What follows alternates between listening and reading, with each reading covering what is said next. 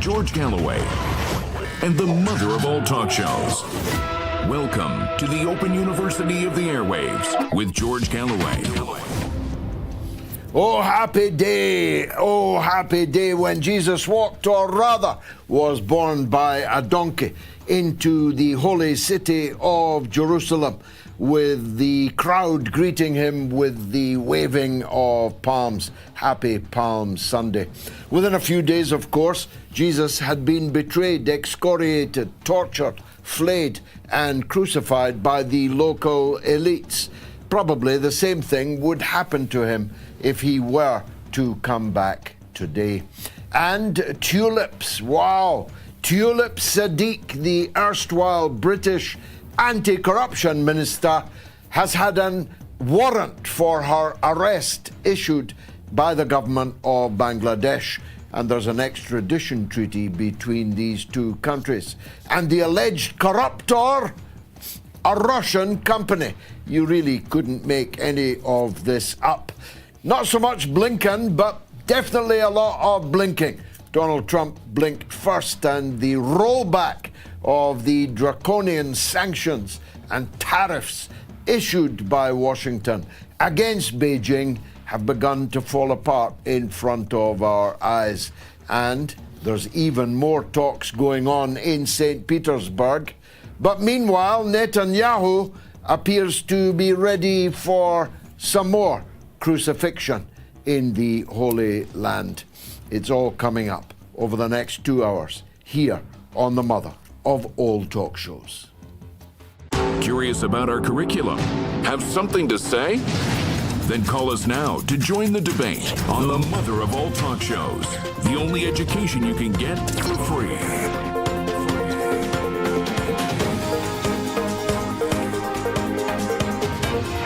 George Galloway, the mother of all talk shows. With George Galloway, the world is our classroom, and you're welcome to sit in and join the seminar.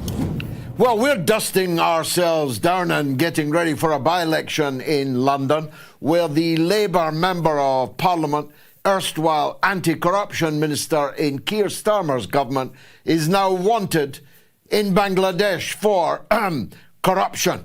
There is now a warrant for her arrest issued by the High Court in Dhaka, capital of Bangladesh, and there is an extant extradition treaty between both countries.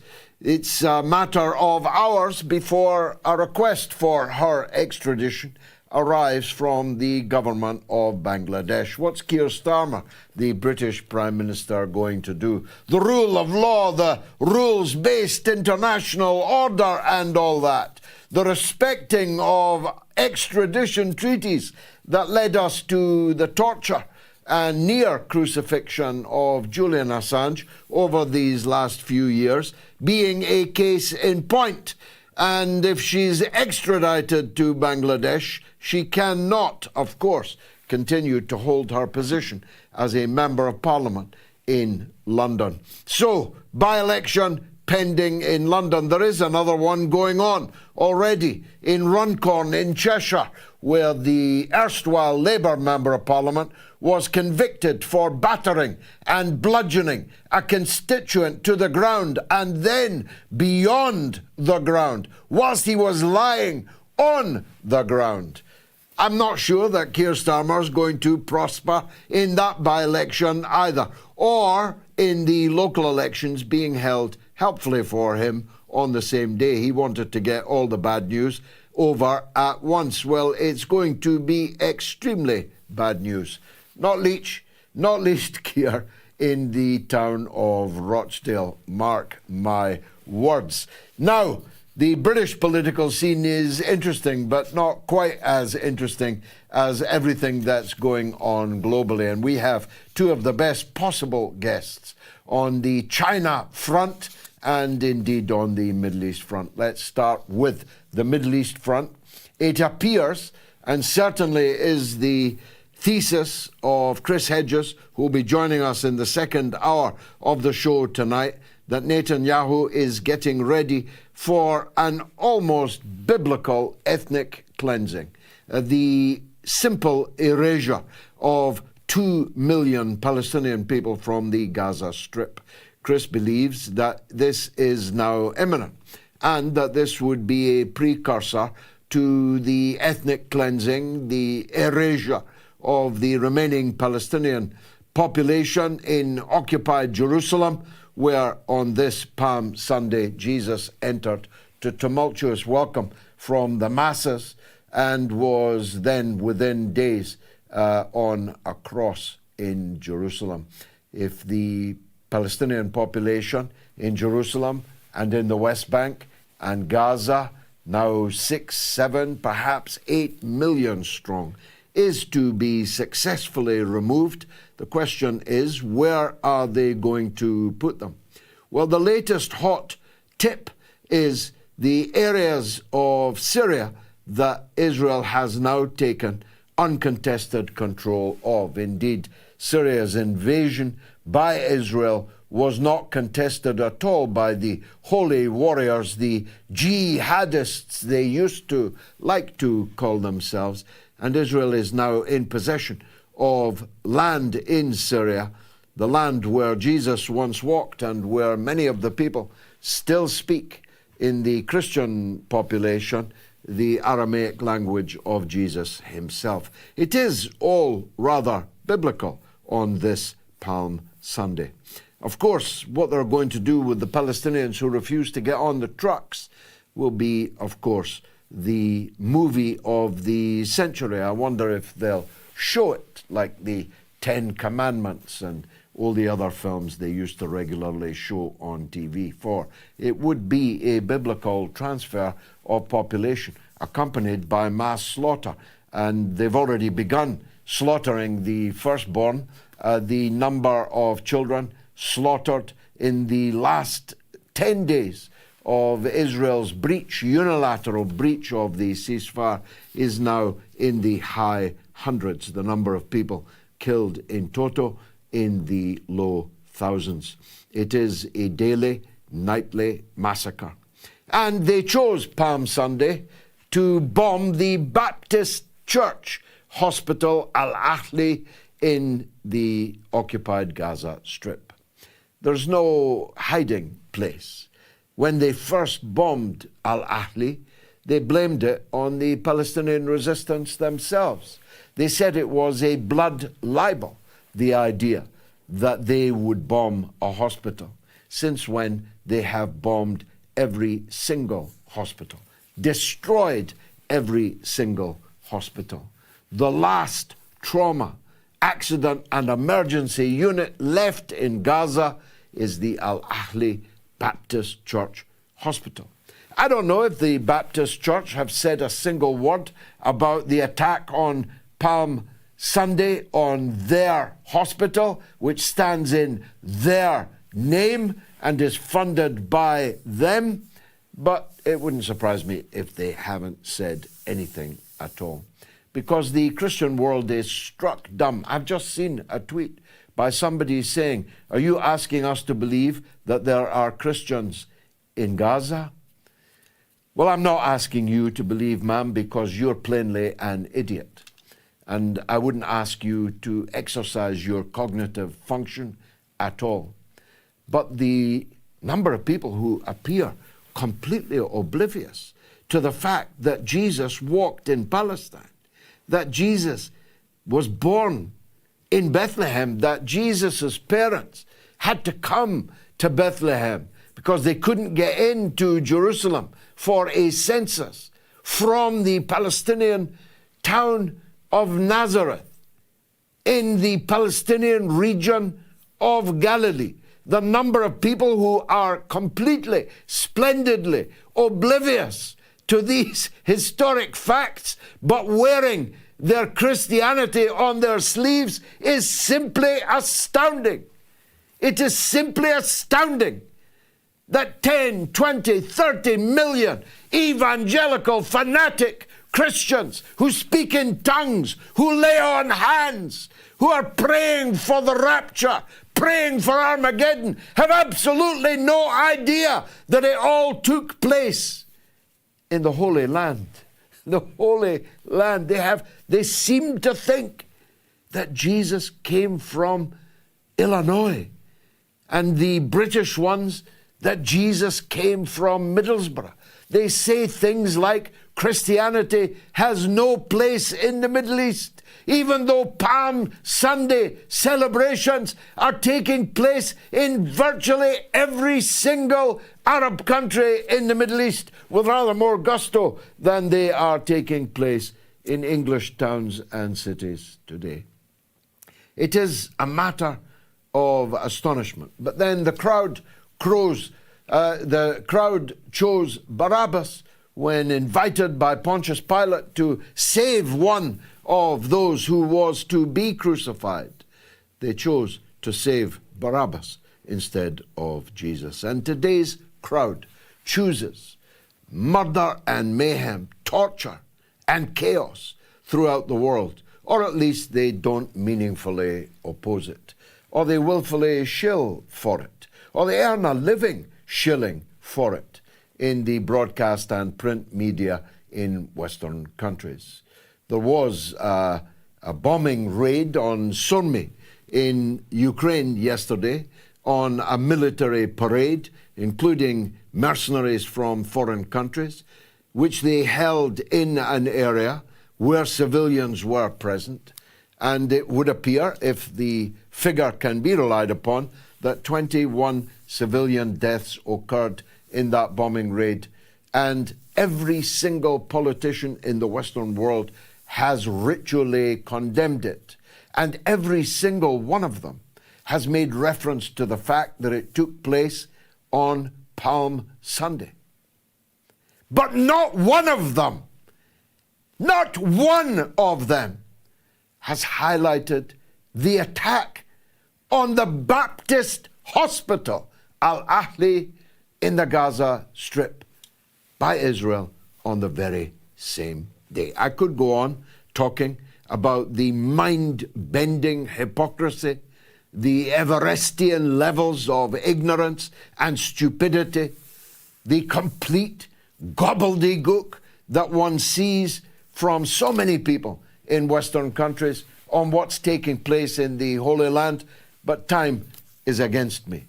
I am more and more convinced that the only solution for the Israel-Palestine conflict is a kind of Switzerland, or the United Arab Emirates, a confederation, a Holy Land confederation, where autonomous parts of that confederation coexist one with the other within a single state, called the Holy Land Confederation. I see no other ending to this. I see no other solution to this, unless Israel is confident that it can get away with the literal crucifixion and death of millions of Palestinian people, or their forced exile. There's not even a railway line for cattle trucks to take them, either to Syria or anywhere else. It would have to be on the backs of trucks. Quite an optic, that. Quite a photo opportunity, that. Although they may succeed in killing every single journalist, every single cameraman and woman who might have recorded for posterity this new Holocaust, which we have all been complicit in and a part of over this last period. I need to move on because there are so many big international stories. It seems that the talks in Oman between the United States and Iran went very well, such that they are continuing. It seems like Trump was blustering to try and improve his negotiating position vis-à-vis the Iranian government in those talks. If so, he made a strategic error. I was going to say tactical, but strategic, because trying to bully a country like Iran, who believe that if they perish in standing up to the United States' great Satan, they'll go directly to heaven without having to pass go, is a forlorn hope. It is a fool's errand. the Iranian people, in their overwhelming number, are ready and willing to defend their country and to die for it if necessary. And that death, as I've said, would take them straight to paradise. It's quite hard to defeat an enemy like that. As Saddam Hussein found in the 1980s, it's quite hard to defeat a people who are ready to die to defend that which they believe inalienably to be theirs. So we must hope that in the talks, Donald Trump's people were a bit more respectful. And it should be said, the early signs are that they were. And that these talks, which are now going to continue next week in Oman or elsewhere, perhaps in Europe, perhaps in Geneva, where the original jcoa, the original Iran nuclear deal, was thrashed out, hammered out, and eventually signed. We must hope so, because the outcome would be complete chaos and mayhem and large-scale loss of life in the region and the cessation of almost all economic activity. Certainly any economic activity that required fossil fuels would be the direct and immediate result of any outright war between the United States and Israel and the Islamic Republic of Iran. And there may have been one or two barking chihuahuas from the European Union in that war also.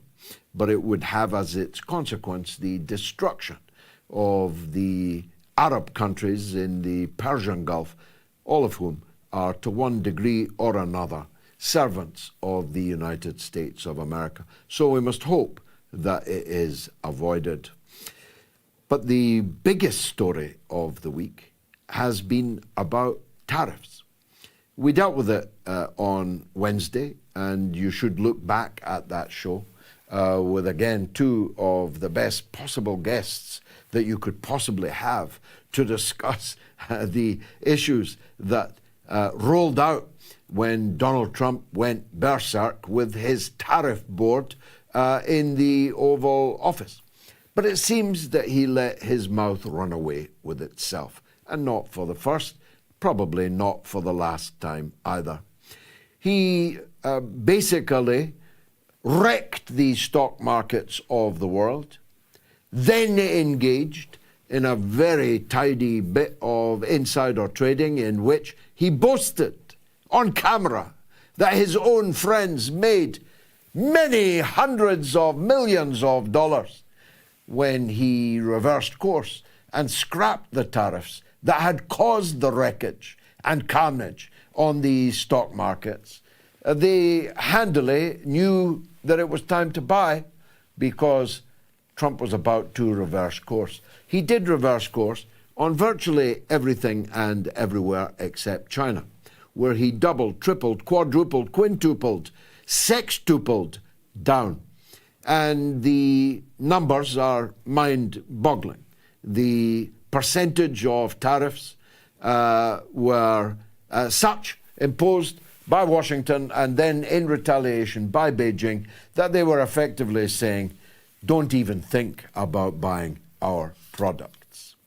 The problem is the United States economy is utterly dependent on imports from China, as indeed to a lesser or greater extent, and it's usually greater, are the economies of all of the United States' principal allies and friends in the world, whether in Latin America, where even Berserk Millet, the lunatic in charge in Buenos Aires, the Argentine #1 trading partner in the world, is not America, it's not even Israel, it's China. And it's China in every Latin American country. And it's China in an increasing number of European countries too. So an all-out trade war with China could only have one winner. And Trump, Blinken's not there, but he had to do a lot of blinking. He blinked first when he asked the Chinese to call him, which again shows a fundamental lack of cultural understanding Have you ever met a Chinaman, Donald? Have you ever met a Chinaman who can be ordered what to do? Because I never have. I have found the Chinese the most upright and correct and dignified people I have ever dealt with anywhere. The idea that you can bully and browbeat a country like the People's Republic of China, ordering them to call you, and imagine that they're going to telephone? Is there nobody in your administration knows anything about China, about Chinese culture, predating the Communist Party of China by thousands of years? Evidently not. The days when China can be ordered by foreign countries what to do are long, long, long gone and will never, ever reoccur. So when the phone didn't ring, when the Chinese government didn't sue for peace, American capitalism called the White House instead and told them that our economy will collapse pretty damn quickly unless you reverse these tariffs on A, B, C, D, E, F, G, H, I, J, K items, raw materials, commodities, and finished exported goods. If you don't back down, there'll be no iPhones on sale, at least not for fewer than thousands of dollars. And there'll be rioting in the streets when people can't get their computers, their phones, and their other electronic goods, which we in America simply cannot make.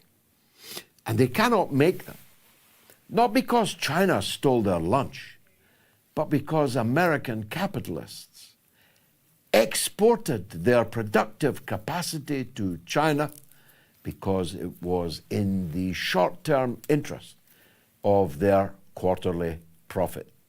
Now, my final word on this, and it relates also to British steel.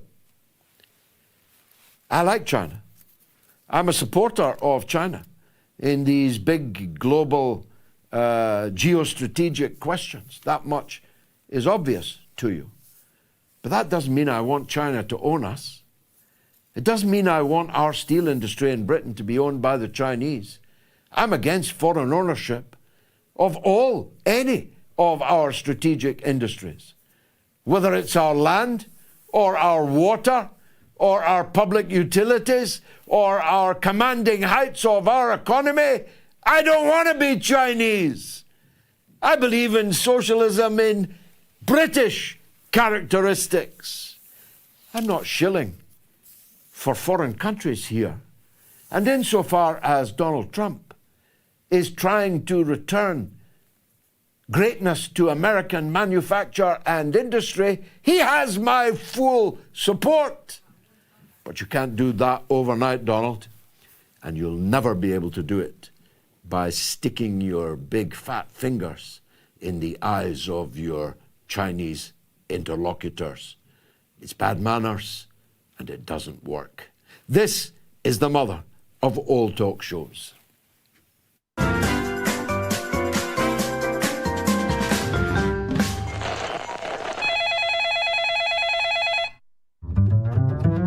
There's a group of people in Twitter who are daily posting discussions about Gaza, Lebanon, what's happening, news updates, aid for Gaza, and trying to enlist the help of Jordan and France and any other regional entity that will help get more aid into Gaza and all of Gaza, all of Palestine, for everyone who suffers. So I want to request that everyone who is listening to this go to your local council meetings and peacefully request that their representatives at the local levels do this, because it works. Thanks for the call, Pia, in Uruguay. I'm a free man of the city of San Francisco, awarded to me for my work on Palestine, on the steps of City Hall itself. So it was a particular delight for me that the San Francisco Council voted by 8 votes to 3 to demand a ceasefire. And that decision didn't come out of nowhere. It came out of campaigning to force the local authority representatives to vote.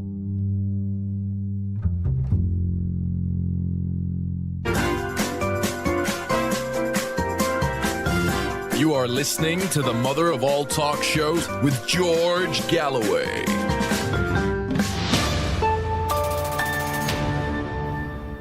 Well, here is the poll. Was Team Trump insider trading over tariffs?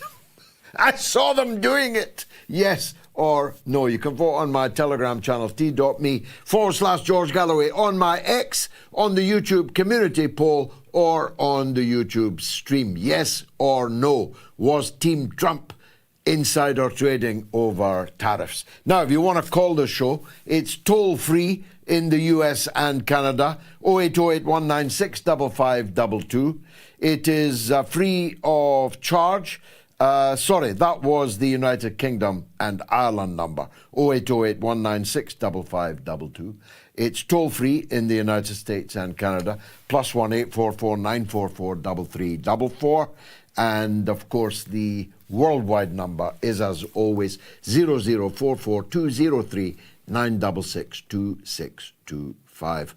So, who did we get to be our guest at the end of a week in which US-China relations and trade was the biggest story in the world? Well, only the doyen of China commentator, Shaun Rein, author of The Split, Finding the Opportunities in China's Economy in the New World Order. How lucky are we that Shaun joins us now? How did it all look to you? Were you gazing at it in disbelief, or did you expect it, Shaun? George, it's great to be here during this age of uncertainty.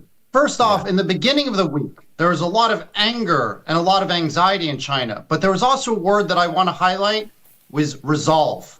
The Chinese people coalesced around Xi Jinping and the CPC and said, if Trump is going to slap 84% tariffs on us, if Trump is going to slap 125% tariffs on us, we are going to bind together and we are going to be a strong Chinese nation and push back very hard. I think Trump is getting very bad advice from people like Scott Bessent, the Secretary of Treasury, as well as Peter Navarro, his advisor on trade, because they think that the Chinese are going to bend their knee to Trump, and that's just not going to happen. Basically, Xi Jinping has dealt with a lot more pain than Trump ever has. You know, when Xi was 15 years old, he actually spent 8 years living in a cave. When I first moved to China in the 1990s, many Chinese told me that they hadn't eaten meat more than once every month or two. So the Chinese people were prepared for pain. They were prepared to push back against Trump and show the world that China is the new global world superpower and there's a new world order. So that was the beginning of the week, George. And then after Trump yesterday stepped back and said, well, we're going to exempt tariffs on iPhones, computers, and other electronic devices, the Chinese people feel they've beaten the United States in round one, and they're pushing back and they're laughing. They're laughing at Trump right now. One of the most popular memes in social media today is a picture of Donald Trump looking like a schoolgirl sitting on his bed saying, when will Xi Jinping call me? Why won't he call? And that's what's happening right now. So there was a lot of anxiety and resolve in the beginning of the week, but by the end of the week, there was a lot of happiness and a sense of relief that Trump wasn't going to go too far, George. I don't know who should call who first. Probably Trump, because he's the one that launched this blitzkrieg on China, economic, financial blitzkrieg. But it would be a good idea for Trump and Xi Jinping to meet at an early opportunity, wouldn't it?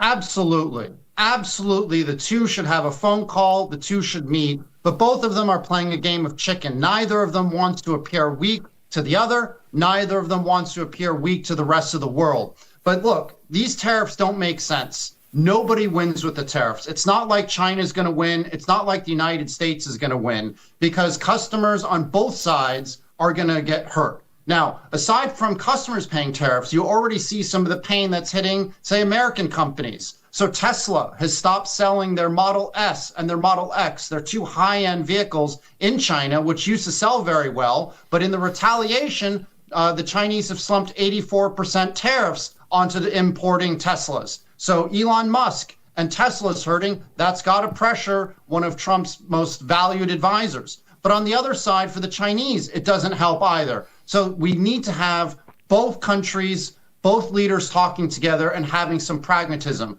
I'm not sure that's going to happen anytime soon, because the United States is really trying to cripple and contain China's economic growth.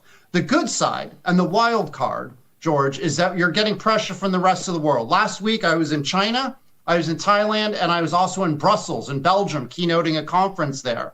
And what I was surprised about was how even the Europeans and the people in Thailand were really against what Trump was doing. And these are historically strong allies of the United States. And they were saying, well, why is Trump tariffing us? What have we done to deserve such tariffs? And you could even see, even in Brussels, where Ursula von der Leyen has always pushed for de-risking and even decoupling from China, she is starting to say, it's a new world order, it's a new world, it's a new time. Maybe we need to pivot closer back to China. And that's why there's rumors that there are discussions about getting rid of the tariffs on Chinese NEVs, new energy vehicles, being imported into Europe. So right now, she is not going to be the first person to make the call. He wants to show Europe, he wants to show ASEAN, he wants to show the global majority that China's not scared and isn't going to bow down. And most importantly, that China isn't going to bow down is a message that he needs to send to the domestic Chinese population, who again have that word resolve to stand up to what they consider to be imperialism and bullying, George. Well, I hope I can finally get one of these Chinese new energy vehicles. So I hope you're right and that the sanctions are lifted. But the politics of this are what lies behind it, really. I mean, some people say, Brian Belichick being one eminent commentator who takes the view that the United States is bent on confrontation, even to the point of war against China, and that these are merely the opening shots. Where do you stand on that? Do you think these are opening shots of something even more dangerous than global trade war? Or is this about positioning for this new world that we unarguably are now entering into? So I think Brian is a very smart man, and I have a lot of respect for him, but I disagree with him on this point. I actually think the threat of war has really gone down under Trump. He likes to talk. He likes to use a shock and awe strategy and try to scare people, unlike Biden, who is more quiet.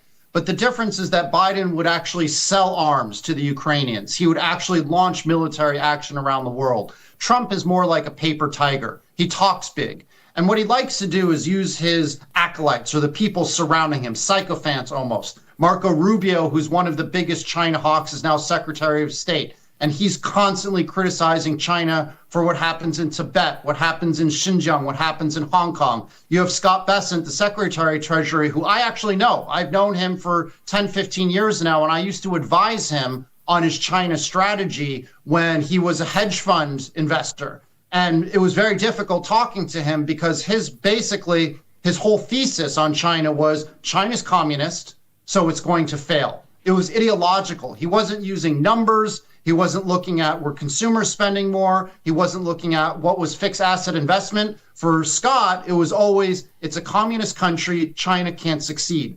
And so I think Trump is using people like Bessent and Rubio to say, if you don't follow what the U.S. wants, you'll cut your throat, which is what Bessent said to the Spanish prime minister. You know, Rubio is attacking on human rights, but Trump will back down. As you've seen, in less than 12 hours after slapping 125% tariffs on China, the bond markets went to over 4.5%. You started to see that Apple had hired 6 airplanes to ship 1 million iPhones from China and India into the United States to beat the tariffs. In less than 12 hours, the pressure from the American business community and, very importantly, the bond markets, which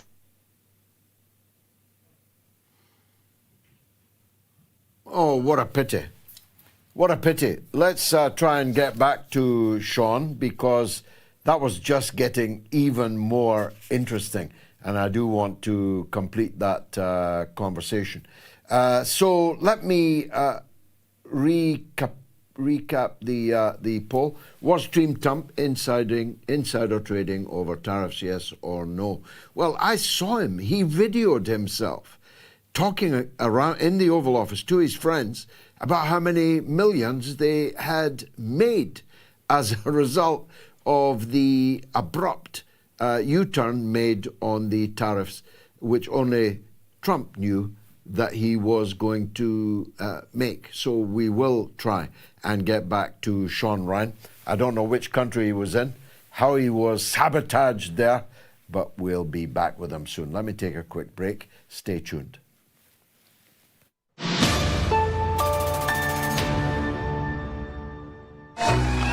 A new dawn has broken, has it not?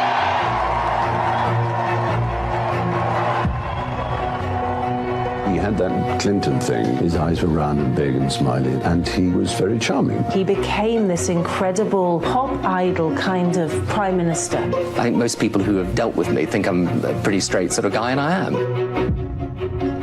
New Labour was backed by the most powerful media interests because they realised he was representing them. He was caught red-handed trading policy in return for hard cash from a businessman.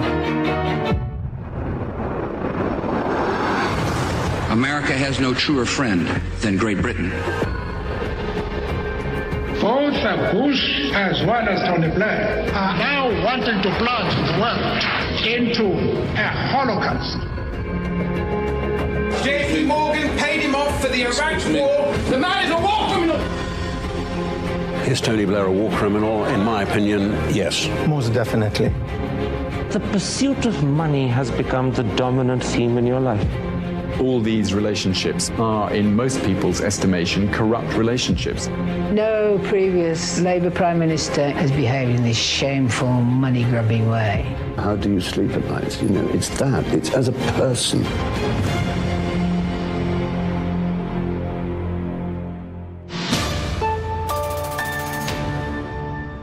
Now, you get these movies of mine on Patreon for free. So if you support me, you're supporting the mother of all talk shows, and you're getting free content. And you get the right to chat with me directly, usually on Mondays when I'm on my long train journeys to and from London. So it's patreon.com/George Galloway. The poll is, was Team Trump insider trading over tariffs, yes or no? Vote on Telegram, t.me/George Galloway. Vote on my X. Vote on the YouTube community poll. Vote on the YouTube stream. If you're watching the show on YouTube, please make sure you've subscribed, make sure you've given the thumbs up to the show, and share it with all of your contacts. We were in the middle of a terrifically important conversation with the doyen of China commentator Shaun Rein. I do hope that we'll be able to get back to him. But meanwhile, let's hear from Will in California. Go ahead, Will. George, great to speak with you across the pond here in California.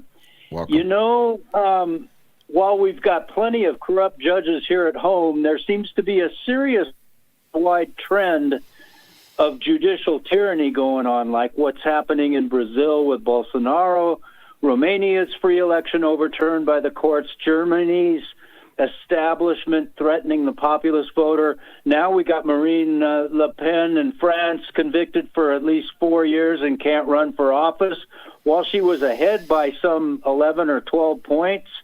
And here at home, we've got district judges imposing their nefarious political will, seeking their new world order takeover. Could they possibly be compromised, threatened, or maybe both? Or maybe both, or maybe just ideologically committed. A lot of these judges, particularly in the US, have a long history of political partiality. In Britain, it's never usually quite as blatant, but nonetheless, the establishment bias amongst the judiciary was shown so vividly during the long persecution of Julian Assange. So judges are no better or worse than humanity as a whole is. You'll get some good ones, I've met them, but you'll also find many a bad one. The process that you allude to is one to which neither the US or Britain are immune. After all, they tried to imprison Donald Trump. They were trying to imprison Donald Trump until the day of the presidential election, and some of them even after the day of the election, but before the inauguration. And it would not surprise anyone at all if criminalization measures were introduced here in the United Kingdom, if the ruling elite thought that it was necessary. If the ruling elite in Jerusalem 2,000 years ago had been able to handle the insurrectionary tide being unleashed by the ceaseless agitation of Jesus of Nazareth, they would not have had to have recourse to crucifixion. But it was the perception of that ruling elite, of the Pharisees, of the Jewish elite in Palestine at that time. It was their perception that they could not handle this man and would have to resort to extreme prejudice that led to the events we are beginning to commemorate here on Palm Sunday. It was the same with Donald Trump. I don't want to compare him to Jesus or anybody to Jesus, but they couldn't handle him. They could not handle him. They lost to him in 2016. In my view, they lost to him again in 2024. There was no doubt in my mind in 2020, and there was no doubt in my mind when it came to it that they were losing to him in 2024. So they tried to criminalize him. They tried to put him in jail and even tried to kill him. None of these things can be ruled out against any of us who constitute any kind of significant threat to the prevailing orthodoxy. Will in California, thanks for that call. David is in London on the EU and Starmer. David, go ahead, sir. Hi, George. Thank you so much for having me on the show and for doing such a great show. So welcome. My area of research for years and years has been EU defence, and I research it because I don't much like it. But the thing about it is that the Prime Minister in the UK is talking about doing a deal with the EU Commission, and he's calling it a security pact. And I started to look into this, and it became clear very quickly that he was dusting off the stuff that Boris Johnson left out of the exit deal, and which Theresa May had put together with the EU Commission back in 2017, 2018. And that's what he's going to be doing. And this has been confirmed by the EU Commission. They're going to be reviving the same sort of like lock-in arrangements that they wanted the May administration to do back then. Well, I'm fascinated to hear that, David. It's a subject on which I'm greatly interested, but I've had to, through pressure of other events, become somewhat distant from. So let me question you on what you've said, if I may. Is it your perception that only on security matters is Keir Starmer towing the United Kingdom back along shore the European Union, or is there an even bigger agenda for British re-entry, presumably via the single market first, into the European Union? In other words, was Brexit all for nothing? Well, I think you've hit the nail on the head. It is wider. The scope of my research is purely on defence and foreign policy in the context of the EU. And I can say with certainty that it's not just security. normally in the UK we talk about security. You'll know that the security minister is concerned with terrorism and tackling organised crime. But the EU, as you'll know again, it talks about security in the context of defence. And they'll use the two terms interchangeably, which we don't do in the UK. But the Prime Minister is using the term in the EU context. But what it really means is defence and foreign policy. And you've spoken about other areas in which the government is taking the UK into alignment on other matters. And that's certainly... it seems to chime with what he's doing in this context. So there are defence and foreign policy consequences for the arrangements that are being lined up and to be signed on the 19th of May. Actually, to be announced on the 19th of May, because I think what they're doing has been a long time coming. Nick Thomas-Simons, the MP, has been negotiating this since at least October. Wow. Look, I'm fascinated. I hope you'll keep us posted on that, David.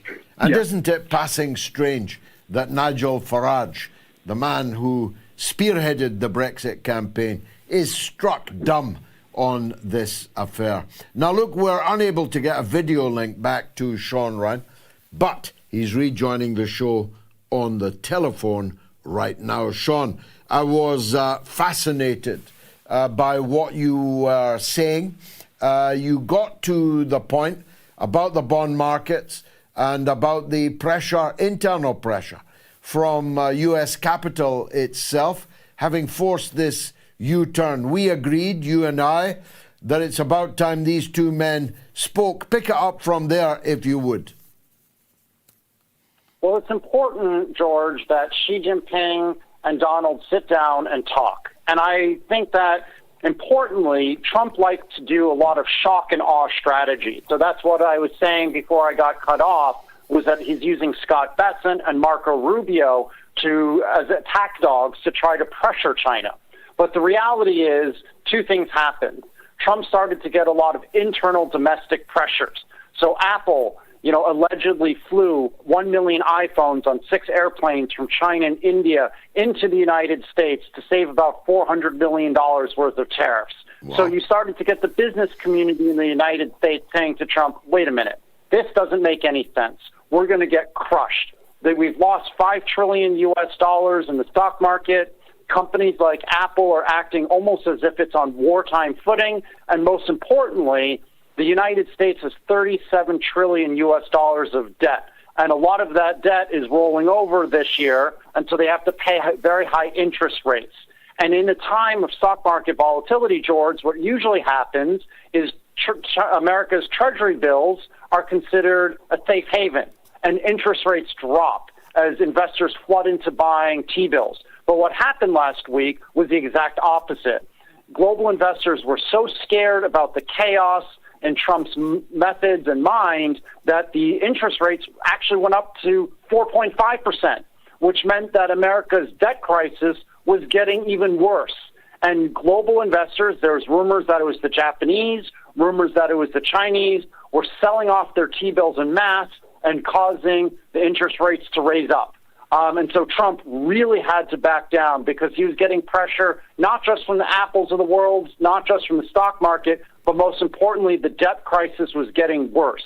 And so Trump had to back down. And that's why in China, the last 2 days, there's been a sense of euphoria and excitement that the Chinese, at least in this round, have beaten Trump. Yeah, as a kind of Chinese New Year all over again, I can see that.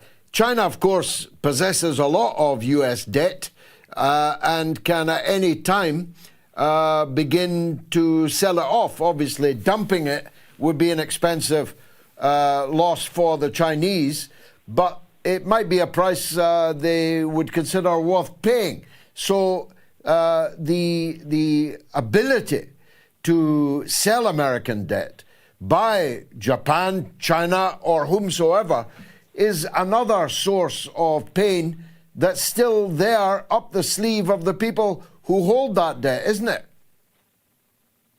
Exactly. You're exactly straight on. So China and Japan, they don't want to sell their debt too much because, well, they lose value. But this is just another tool in the shed along with other mechanisms, such as like banning the sale of rare earths to the United States as a way to pressure the U.S. So, for instance, like in my new book, The Split, I have a whole chapter on rare earths. What a lot of people don't realize is that China refines about 85% of the world's rare earth supply. They refine almost 95% of the rare earth premium supply that goes to Europe. And rare earths go into everything that everyday consumers use: refrigerators, mobile phones, electric vehicles. Without Chinese rare earths even, the United States can't use good quality radar and missiles in their weapons. So this is really the nuclear option for China. So they can use T-bills, they can ban the export of rare earth, and they have those nuclear options available that could really add pressure to the United States. Now, China doesn't want to do this, George. China feels that this tension is stupid and foolish. They want to keep on making products and selling products for Europe and America because that benefits not just the Chinese worker, but it also benefits the American and European workers. At the end of the day, the United States, in my mind, they don't even have enough workers to work in hotels and work in factories. How are they going to get enough workers to make iPhones and T-shirts and Nike Air Jordans? It just doesn't make any sense, this tension. Well, they're having to lift the deportation orders on hotel workers and agricultural labor and so on, precisely for the reason you just mentioned. And it was revealed today, I don't know if you saw it, Shaun, that 80% of the goods in the Trump shop in Trump Towers are made in China. I mean, the American public are being played with all this anti-China stuff, aren't they? They're absolutely being played. I mean, look, over the last 20 years, the United States everyday consumer, people like my family, I'm American, I'm a proud American, but our quality of life has certainly gotten better because Chinese factory workers are willing to make the products that we like to consume. Without China, then prices at Walmart, prices on Amazon would go up 30, 40, 50%. And that's, again, why companies like Apple were starting to send their products on airplanes to beat the tariff deadline. So it really just doesn't make sense. The problem we have right now, George, is that there isn't economic pragmatism in D.C. Right now, there's just full-blown xenophobia. So it's sort of an ideological battle between a liberal democracy or American imperialism versus China. And that's where it gets very dangerous because you're acting in ways in D.C. that doesn't make sense for the best interests of the American people because too many people in D.C. are just scared. They're fear-mongering about China's rise. You saw David Perdue, who is Trump's pick to be the next U.S. ambassador to China. He wrote a few months ago that the Chinese are trying to implement a communist system in the United States and implement the Chinese way of life and political system, which threatens the American way. Now, this is ridiculous. I don't see China trying to implement its political system in the United States, not in ASEAN, not in the Philippines, anywhere except what it considers its core areas of sovereignty. So that would be Tibet, that would be Hong Kong, that would be Taiwan.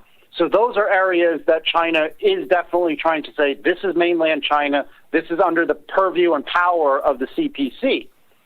There's no question about that. But China's not trying to become a hegemon, forcing other countries to adopt the Chinese political way in the same way that the United States, since the end of World War II, has tried to force American-style democracy on the rest of the world. That's just not happening with China. So there's too much fear-mongering, George, in the United States. The U.S. and China working together, that's a real win-win for both countries.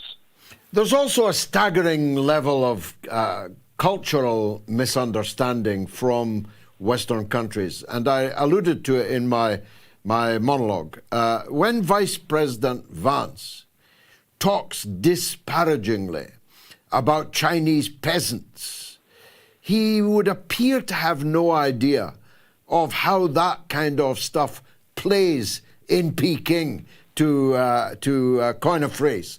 The insult, routine insult against 1.5 billion humans in the world's biggest manufacturing power in the world, the second biggest economy in the world, if not indeed the first.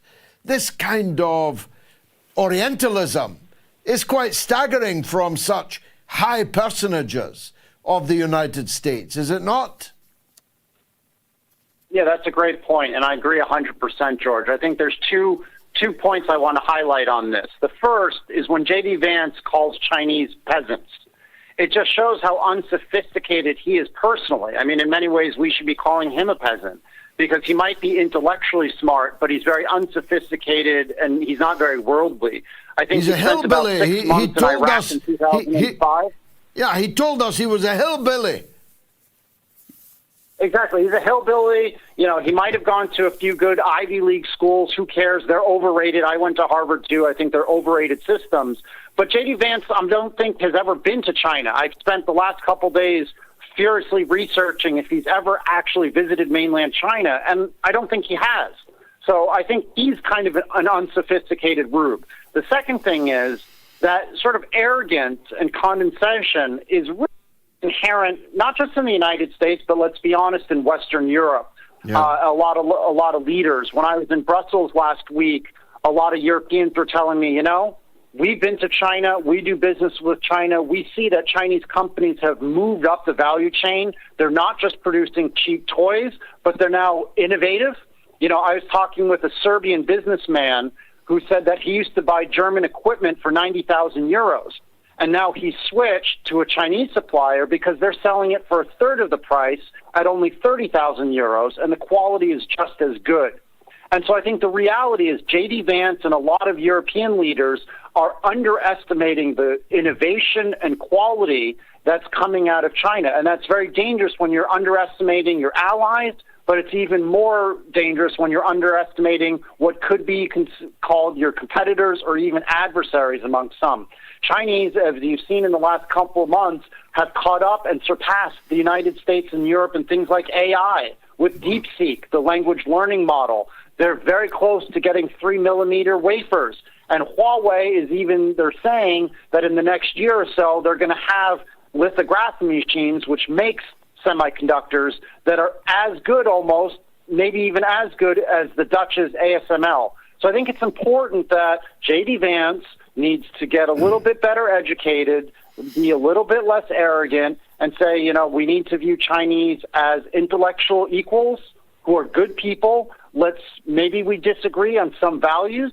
Maybe we disagree on some political preferences inherent in our political systems, but at the end of the day, we're people, and the whole world works better by working together. And I actually think Trump is better than Biden on this and is less likely to go to war than Biden because he's not as much of an ideologue. He's looking for a deal with the Chinese, and he wants to be able to sell to MAGA that he beat the Chinese. So a deal will happen. I don't know if it will happen this year, might happen in year 2 or year 3, but at some point Trump is going to want to have a deal with Xi Jinping, which is why he keeps saying, Xi Jinping, call me. And again, the first move has got to be by Trump. It's not going to be by Xi. Well, DeepSeek is my new best friend. I can't speak highly enough of it, but Shaun Rein, you're right up there with one of the very best friends of the mother of all talk shows. The quality of the analysis that you have just given our audience is second to none. Thank you for doing that. Shaun Rein, author of This Split, Finding the Opportunities in China's Economy in the New World Order. Now, a big thanks to this week's top donors who visited the MOATS.tv website. Beefy Miracle, Rafiq Kathwari, Su Huang, Marcelo Prete, and Sajid Malik. A big thank you to each and every one of you for your generous donations on our website, MOATS.tv. Please visit the website this evening after the show and leave your donation. Everyone must leave £1, €1, or $1. That is a minimum requirement. Otherwise, you're taking a free ride on me, and I won't be able to continue to do 2 shows a week. unless you support me. So let's take a call from Minnesota, where Dale wants to talk about American politics. So do we, Dale. So do we. Go ahead, sir. Mike check, am I on air? You're on air to the world, Dale. Man, I honor you, man. You're an honorable fellow. Yeah, no. And as a matter of fact, I want to run for City Hall from my neighborhood because I love people. I love my people. I love my neighborhood, and that's going to be part of my second question. I believe in a thing called so I'll do the second question first. I believe in a thing called communist anarchist. Like, that's a natural state of being. Respond to that at length. But the question I have to ask everyone smart is, how are we going to have a third party independent? Someone like me who doesn't want to be a Democrat or Republican, how am I going to get in City Hall? Take the floor. Well, I think there's never been a better time to do that. There's never been a more obvious moment in American political history when the need for something new has been more vivid. I am not now, nor have I ever been, a communist. And I definitely have never been an anarchist. I'm something like the opposite of an anarchist. So I'll decline your invitation to go down that yellow brick road, if you'll forgive me, Dale. But insofar as you are determined to be one of a new flood of third-party candidates, this is the time. It's the time in Britain, and it's the time in the United States. Of that, I am sure. Get voting on the poll. 16,291 of you have. Was Team Trump insider trading over tariffs? Yes or no? And you can leave your comments on YouTube if you're watching there. Scan the QR code now. Leave a comment. As Arnjab did, the Yankees are only 10% of Chinese business anyway. Actually, they're 3% of China's GDP. And Dora says, how can anyone even think that Trump and his people are smarter and more intelligent than the Chinese? And Commie Connie says these tariffs, otherwise known as import taxes, are going to destroy the American economy. And then say when the US sneezes, the world catches a cold. Once true, Connie, no longer, I suspect. Shalaf Comandante says the Trump cult of personality still believes there is a plan. They think he's playing 5G chess or whatever it is they say. So Joseph Orlando says Donald Trump, vulgar, profane, and a totalitarian autocrat. Well, none of those things could be said of our next guest right after the break, the urbane and brilliant Chris Hedges, political commentator, journalist, writer, and host of the Chris Hedges Report. Coming up. Stay tuned.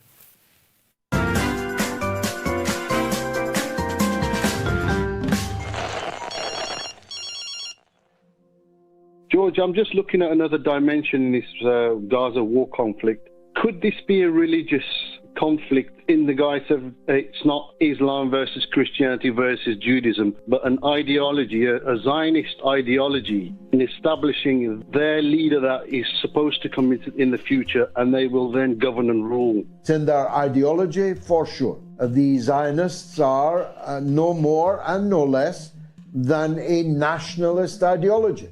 They have nothing whatsoever to do with religion. Anybody who thinks Netanyahu is religious hasn't looked too closely into his private life. These people are extreme nationalists, exceptionalists. Some Americans believe in American exceptionalism. Zionists believe in Jewish exceptionalism. Nobody, in truth, is exceptional. There's nothing religious about it. It's about land. It's about nationalist supremacy, ethno-religious supremacy on the land of Palestine. And the Europeans colonized Palestine in the same way that the Europeans colonized South Africa. So fitting. The victims of white European colonialism are coming to the aid of other victims of white European colonialism. And they're doing the whole world a signal service.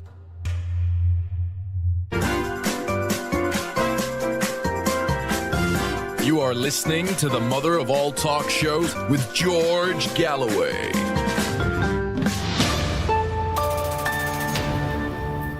Well, I tapped Chris Hedges for Secretary of State many years ago. He didn't get it yet.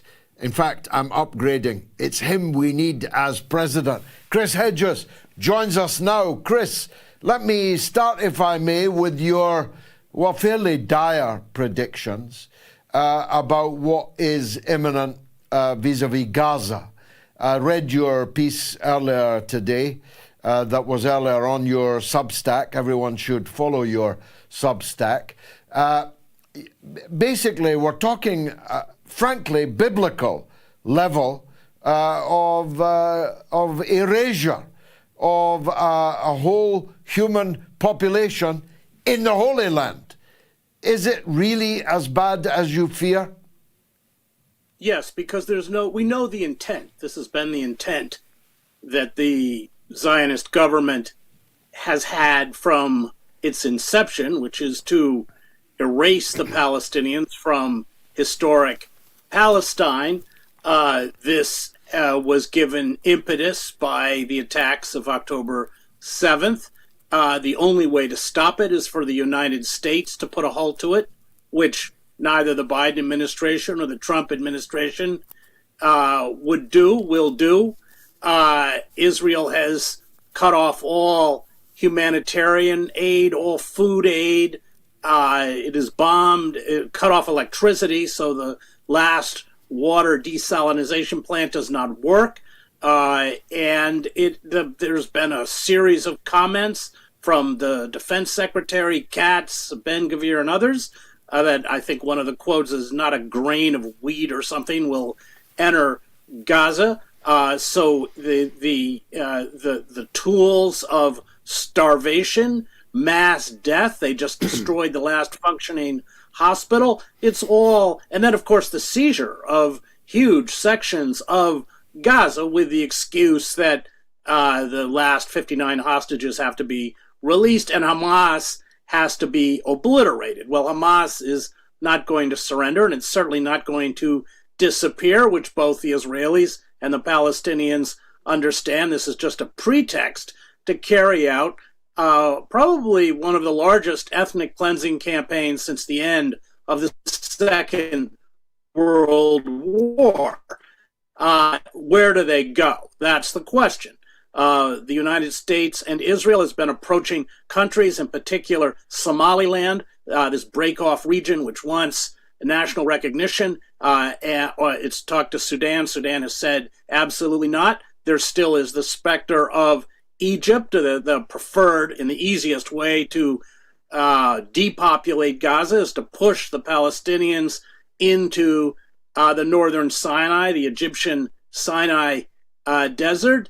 We have seen the seizure of Rafah. Rafah, you know this as well as I do, George, about a town of about 200,000, is right on the Egyptian border. That's the main border crossing. It's now been completely surrounded by Israeli soldiers, and people have been told that they have to move, as well as Han Yunis, which is adjacent.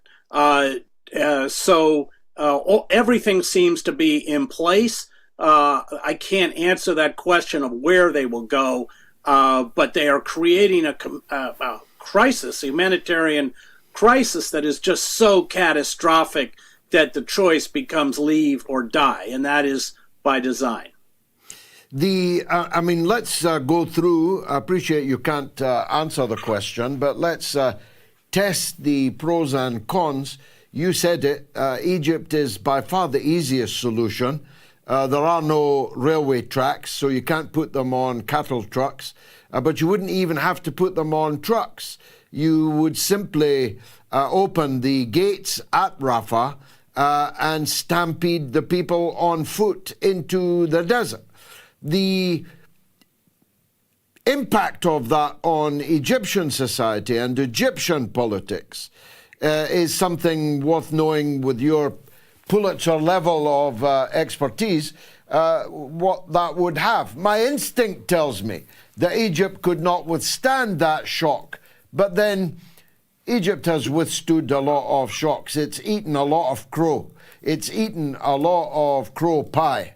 And it might just be that the money involved and the corruption involved, the compensation involved for the Sisi government there might get them to avoid going to all-out war with Israel over it. Yeah, that's the question. And there was a demonstration at Rafah, the border crossing. No demonstrations take place in Egypt unless they're sanctioned by the government. In fact, demonstrations are outlawed, as the few demonstrators who have tried to decry the genocide have found out. My understanding from journalists in Egypt that the military high command has been adamant about not allowing the Palestinians to be pushed into the northern Sinai. But you're right about the economic situation in Egypt is dire. Huge 160 billion debt, rising food costs. The Egyptian pound is sinking by the day, so that makes the government vulnerable in terms of promises of erasing debt or aid or anything else. But that's an unknown. I mean, I'm watching that from the outside, other than what Egyptian journalists have told me, and that is that they have said that is, and Sisi, by the way, has said that that's a red line, the expulsion of Palestinians into Egypt. And the fact that they haven't done it yet shows that there has been, up until now, considerable resistance, both, of course, with King Abdullah in Jordan, because that first trip by Blinken, if you remember, after October 7th, he actually proposed quotas, Palestinian quotas, to the Sisi government, to the Jordanian government. He was just a bag handler for Netanyahu, all of which, of course, was roundly rejected. These are very fragile regimes. I was in Jordan this summer. I've been to Egypt twice. I'm about to go again. There's a great deal of anger, understandable anger, on the Arab street over what's being done in Gaza, especially now, while the rest of the world sits by and watches. The ratcheting up of this genocide, the worst catastrophe to befall the Palestinian people since the so-called Nakba, or catastrophe, of 1948, when 750,000 Palestinians were driven from their homes and massacres were carried out in Deir Yassin and everywhere else. This dwarfs that. So yeah, it's all that they will be pushed out. That they will, I think, is not now in dispute. Where they will end up is a question maybe even the Israelis can't answer at this point. Yeah, but if they have to be kicked out to somewhere else, the issue of transportation becomes important. And that's why I highlighted, before you came on, the extraordinary new situation which exists in Syria, which has, of course, a border with the Israeli state, and which has a government now in Damascus that is in equal parts completely powerless to do anything about Israel's seizure of huge tracts of their territory, and in equal part not even remotely inclined to do so. Seems to me that Syria has hoved into view as a possible dumping ground for the ethnically cleansed Palestinians. Yes, and you should, as you well know, of course, Israel has carried out a series of airstrikes, essentially obliterating what is left of the Syrian military, rendering it completely neutered. Yes, the problem, of course, is geographically, you'd have to cart them across Israel. The Gaza does not share a border with with Syria. It's easier to push them out, what they call, quote unquote, voluntary transfer. That's the term the Israeli government uses. That's the term that Trump has used.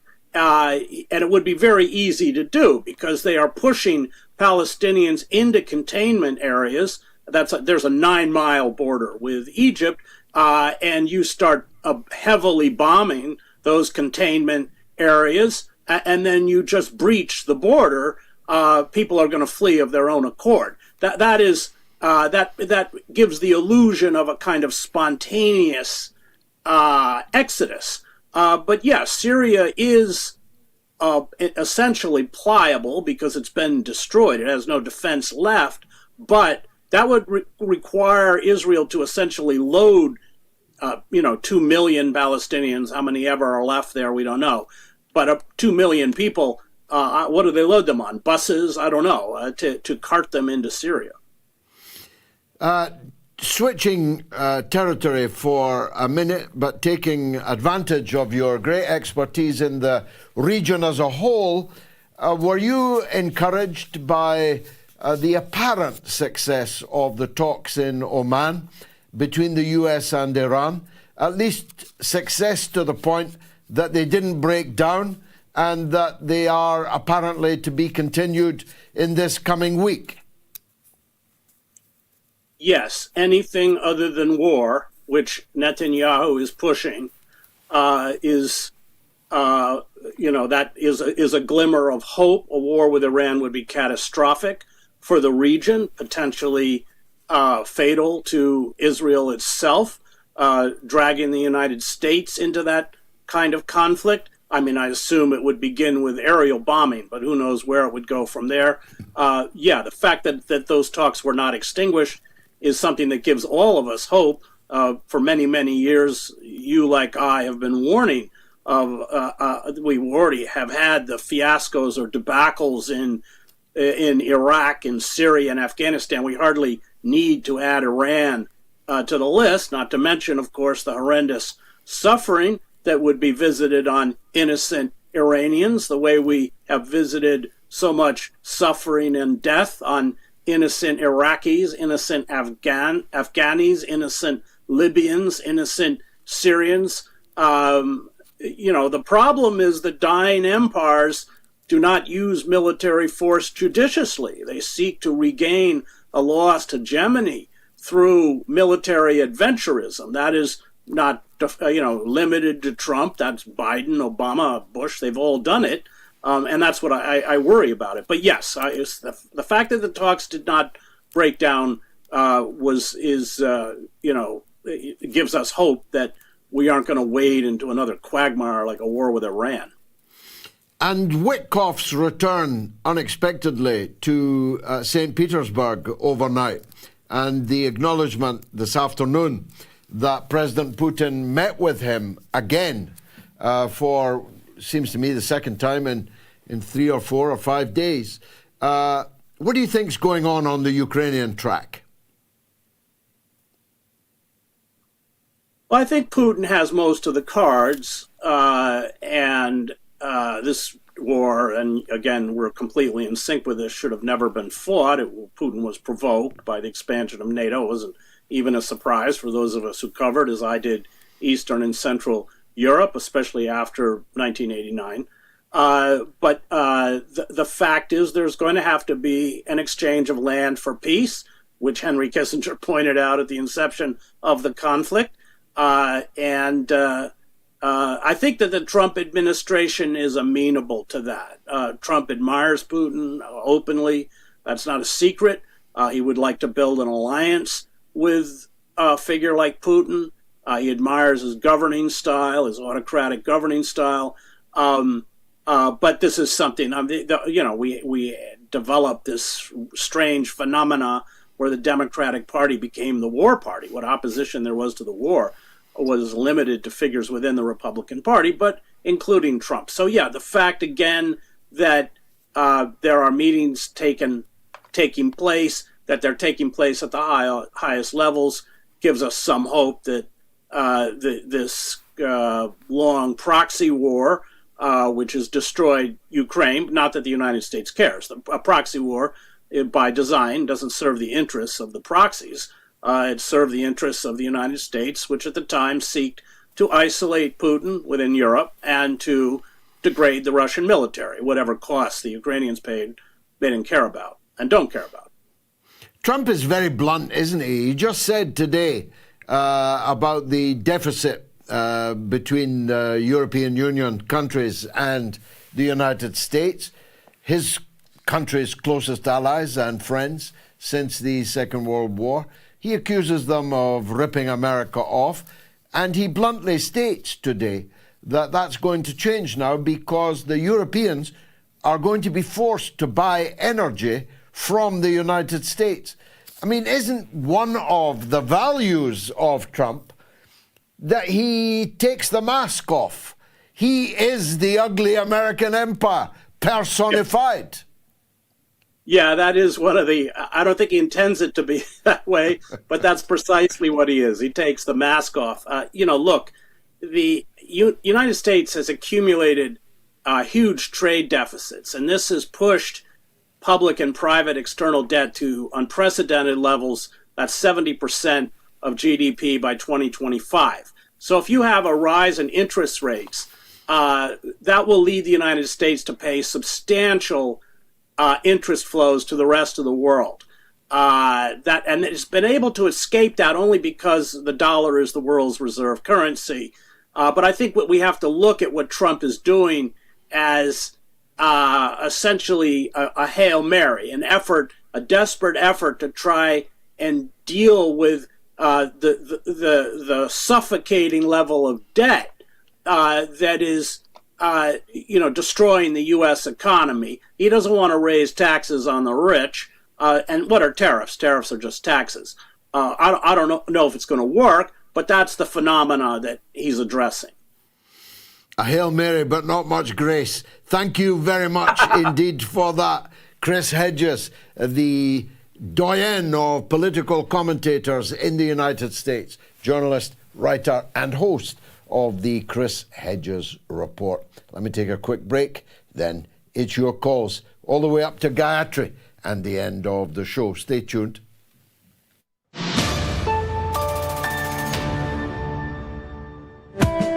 Well, first of all, Bob Geldof and his good friend Bono are on the other side. It wasn't for South Africa, it was for the Horn of Africa. I was involved in it at the time. That was my job at the time.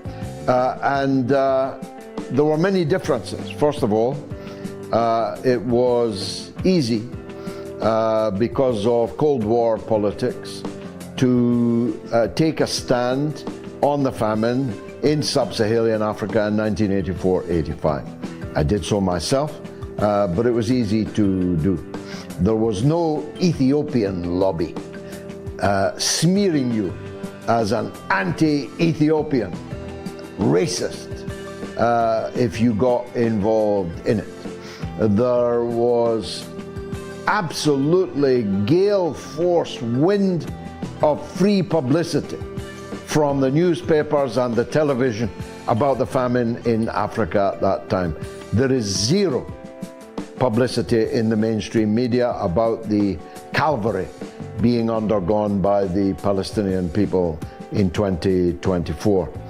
Thirdly, the artists involved lost nothing and arguably gained much by being involved in that charitable enterprise. Artists today lining up for Palestine, like the great Eric Clapton, like the great Roger Waters, and I'm running out of names already, would not only not be benefiting from putting on a Live Aid for Palestine, their careers would be destroyed, would be brought to a shuddering halt if they did. So I'm afraid none of the conditions which made possible the Live Aid phenomenon exist over Palestine. Indeed, quite the contrary.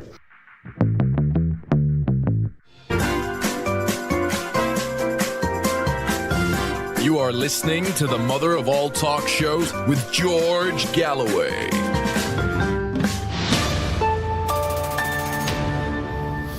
Was Team Trump insider trading over tariffs? I thought this poll would be bigger than it has turned out to be. 16,720 have voted so far.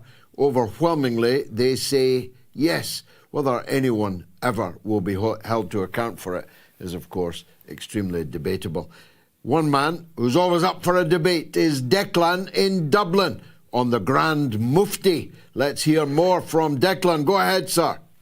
Well, George, it's about the Grand Mufti whom you met in Dublin the day before himself and the popes of the Syrian Orthodox Church and the Melkite Church spoke in the Irish Parliament.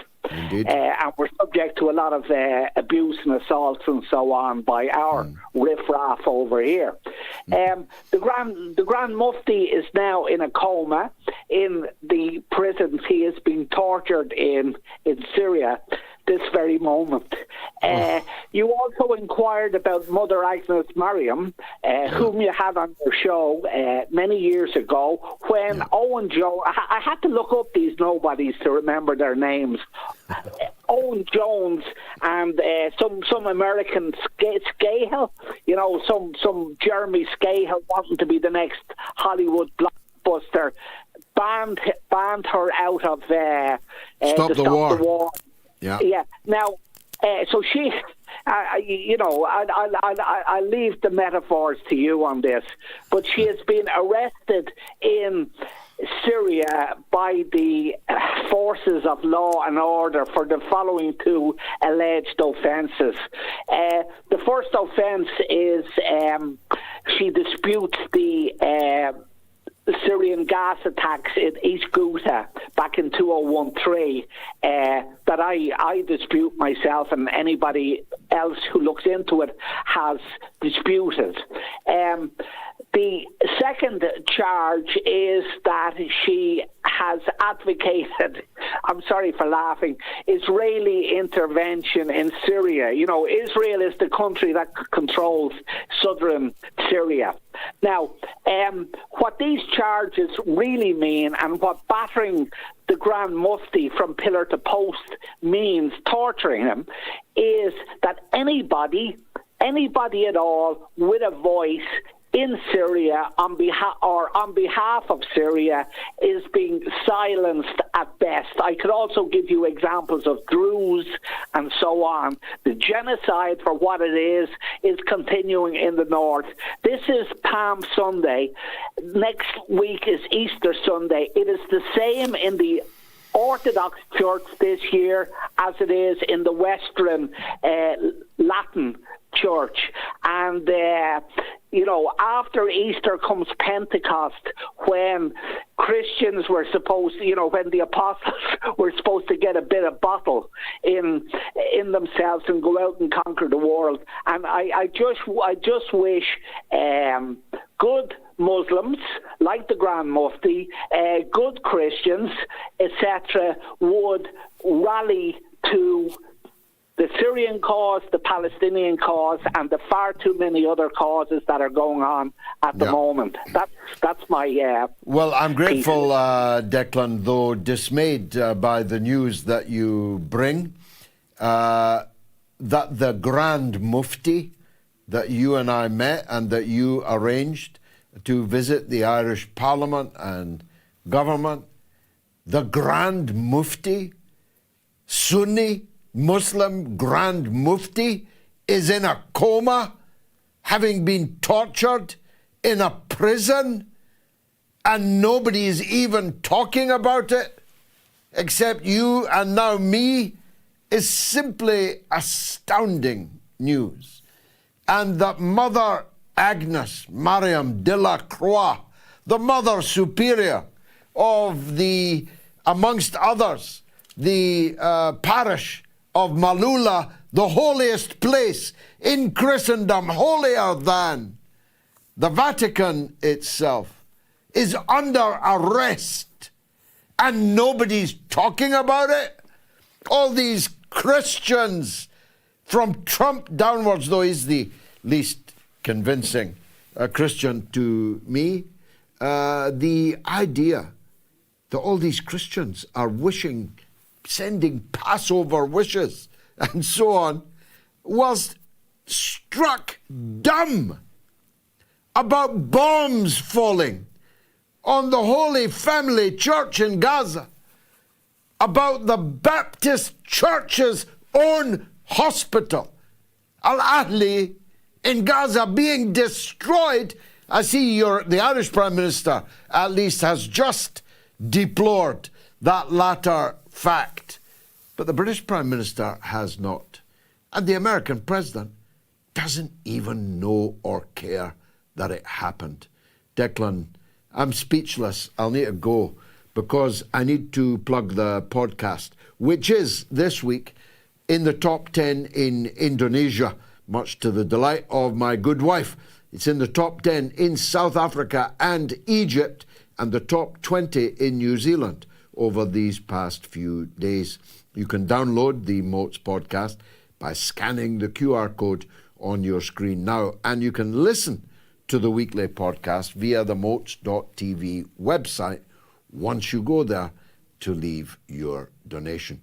Let's hear from Donald in Copenhagen. He's always interesting. Donald, welcome back. What would you like to say? Oh, well, now that, I had the three topics, but now you brought the fourth, mentioning this thing with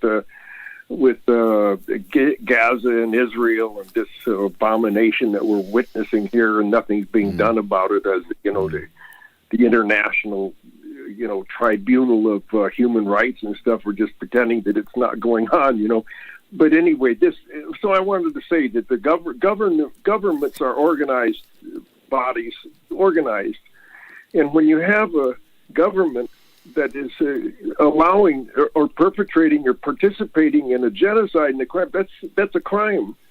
So I could call that organized crime or a criminal organization. Longer, it's not. But what's going to be the result of that? But what I wanted to talk about was the relationship of the United States and China, because it's right on the it's the most important probably relationship right now in front of us because of the tariffs and economically at least. And what happened in 1974, I remember this distinctly, that Kissinger and Nixon went to China and addressed Mao. And they told Mao that he had to contribute to world peace.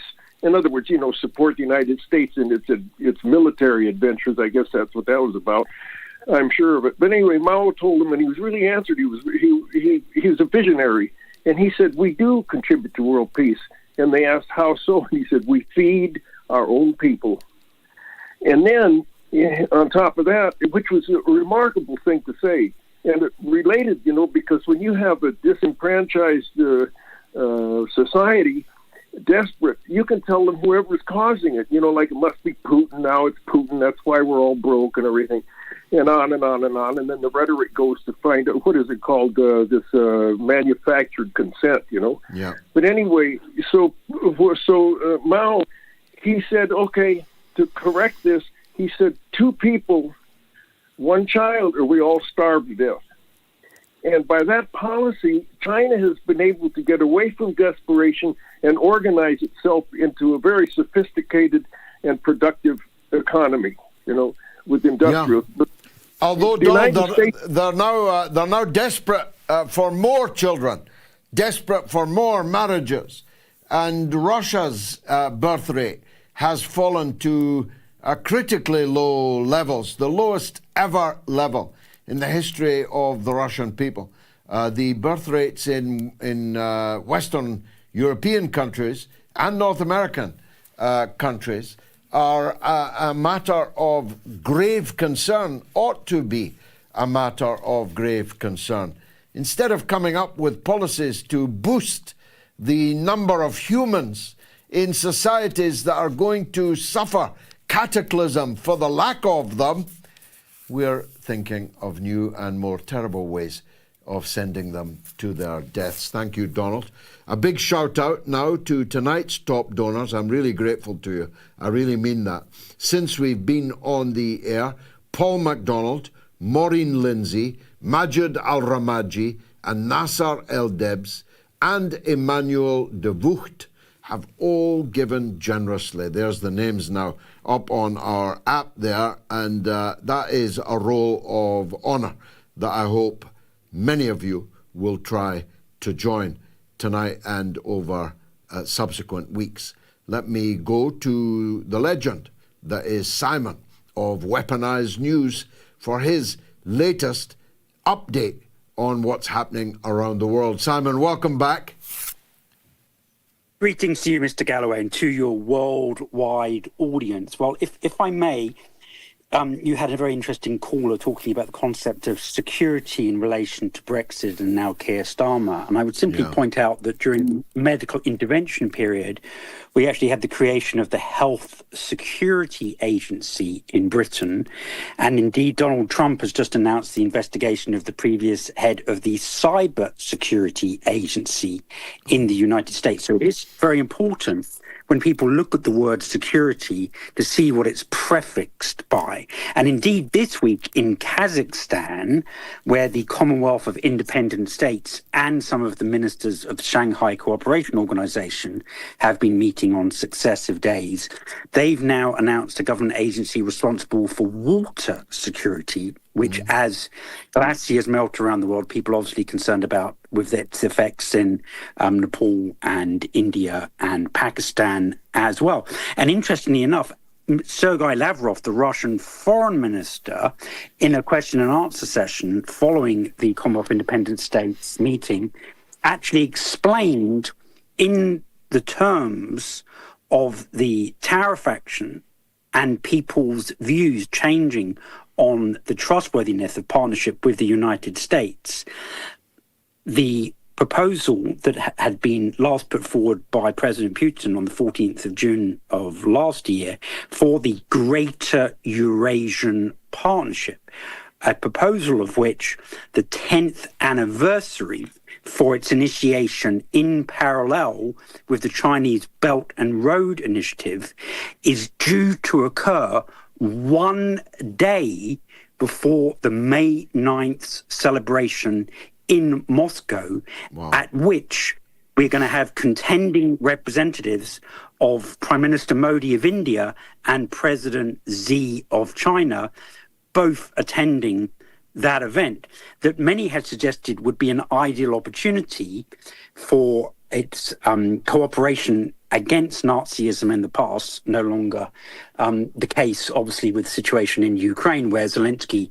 was just awarded another $23 billion at the meeting headed by the former British journalist who's now the UK Defence Minister. We can see that the situation is actually much, much more complex than perhaps your first guess might even have elucidated. But it is true that those who are really worried about world affairs are watching the US debt market, not just because we may see the Chinese and the Japanese and the Saudis selling off their substantial holdings, each of which is less than what is called the average daily volume. So over $1 trillion is bought and sold in that market on a daily basis.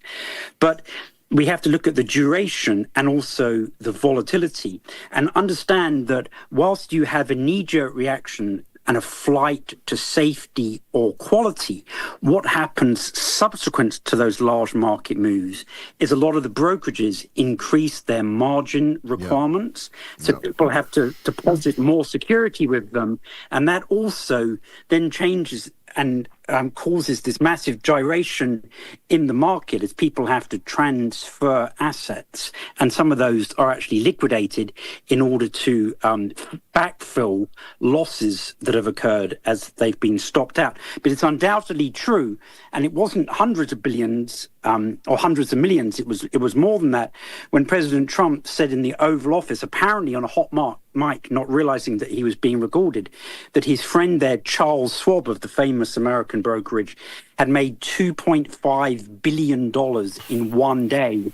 And the man standing next to him had made $900 million. And it's sums like that in one day where they appear to be getting information in advance, possibly, that actually makes George Soros and the breaking of the Bank of England pale into insignificance. It is completely staggering, I must say. I don't have any money, so I don't have any shares. But I certainly wouldn't be buying shares or American debt if I did. The very powerful guest list for May 9th that you just announced is impressive indeed, and somewhere below the salt, God willing, will be Gayatri and me. Some comments. Damascus says, the biggest insult to the memory of the Holocaust is not denying it, but using it as an excuse to commit genocide against the Palestinian people. A wonderful quote from none other than Norman Finkelstein. And CJ says, the Zionist supremacists are the ones just like Herod, but they do not represent true Judaism. Zionism will never be Judaism. And Karaoke Stars says, I agree, Chinese car manufacturing will outstrip the American car industry in a very short time. And Michael Crystal says, always remember, Israel is not a nation. It is a military operation that began on November 2, 1917. Never underestimate the evil of Zionism. And Matthew Wren says, George, what are your thoughts on the Scunthorpe Steel Works situation? I think I laid them out twice in the show so far. The idea that Britain's deindustrialization should be complete by the very first industrial revolution country becoming completely bereft of all steelmaking capacity is a grotesque monstrosity of an idea, and I will not go quietly into that good night. Now, you know I've got another show, goes out on Tuesday nights at 7 o'clock on my YouTube channel. It's called Have It Out with Galloway, and you could be on it. Here's how.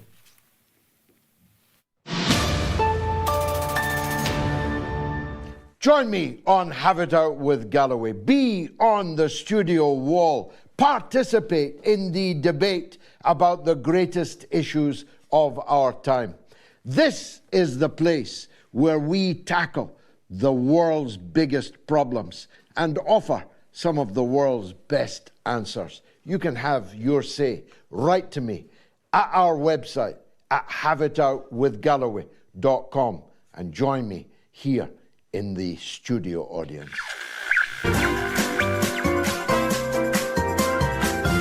You are listening to the mother of all talk shows with George Galloway.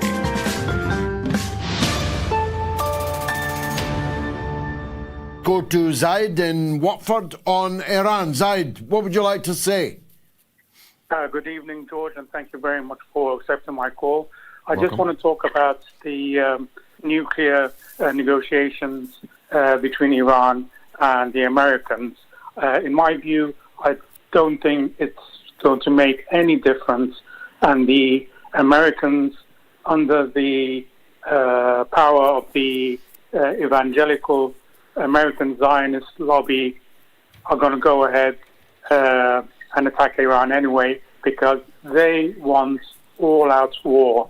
They're just using the Book of Revelation as their foreign policy, which is why they're backing Israel, annexing Gaza and the West Bank, exiling all the 5 million Palestinians, and even the American allies in the region are starting to wake up to this, which is why both Saudi Arabia and the United Arab Emirates have both stated that they refuse the Americans to use their air bases to launch attacks on Iran because they fear retaliation. And even the Israelis themselves seem to have woken up to the fact that they are being used. With 700 Israeli fighter pilots signing up a petition calling for an end to the war in Gaza, because they can all see that they're all being driven into one big, huge regional war that nobody in the region wants. Well, of course you may be right, Zaid. I have a different view. I think we will avoid a war with Iran, but you're as likely to be right as me. I think Chris Hedges lent more towards my position. And I actually think, controversial point this, that Netanyahu is not happy with Trump's attitude towards the negotiations with Iran. And I believe that was visible even on his face in the Oval Office when Trump started talking about it. We must always pay attention to what Trump does, seldom pay attention to what he says, but the fact that the talks did not break down, that they took place at all, and that they did not break down, that they took place in Oman and not in the UAE, which was where the US wanted them to take place, and that they did not break down and that they are continuing, is grounds for hope. But equally, you may very well turn out to be right. The only caveat I'd make to your last point about the Israeli pilots signing petitions and the number of people who are not turning up for their reserve duty, which is a very large number, many thousands, is nothing to do with the fact that they want justice or an end to the war. They may not themselves want to die in the war, but only 3% of the entire population of Israel is unhappy with the ethnic cleansing of every single Palestinian from the Gaza Strip. Only 3% of the Israeli public opposes that policy. Eddie is in Massachusetts. Let's hear from him. Eddie, what would you like to say? Mr. Galloway, can you hear me, good sir? All good, all clear, thank you. What would you like to say? One, thank you so much. I don't want to take too much of your time. Thank you so much for taking my call, sir. I kind of just wanted to point out a few points, kind of what Zaid kind of said, and I'm calling as a proud New Englander of Massachusetts who is against the slaughter of innocent children and of all people. I'm sick and tired of the corporate influence in our government and all governments. I am no historian, but been learning a lot about this the past few years. And ever since, predominantly, in my opinion, 1917 Balfour Declaration and the Sykes-Picot Agreement, and your and our country's influence and many others, but predominantly both of ours, it needs to stop, and it is a massive destruction across the world. And I just wanted to call to say that I am absolutely against the rise of the Zionistic forces in our country. It's absolutely disgusting to see what's happening over there. And that's mainly my call today, good sir. Well, and a beautiful one it was, and beautifully and very clearly expressed. And coming from Massachusetts, important. A very great many Irish Americans in your state and in the great city of Boston, where I have spoken more than once. It is astonishing to me that so little opposition from the Christians in America to this insane chasing after the most extreme political ideology of Zionism is not only uncontested by Christians in America, by and large, at least any that we ever hear about, but is avidly supported. I'm in between breaks. I'm looking at, on this auspicious day of Palm Sunday, I'm looking for signs of any kind of recognition of the agony going on in the Holy Land, and the only signs I can find are one avowedly Christian political leader after another on their knees, to coin a Donald Trump phrase,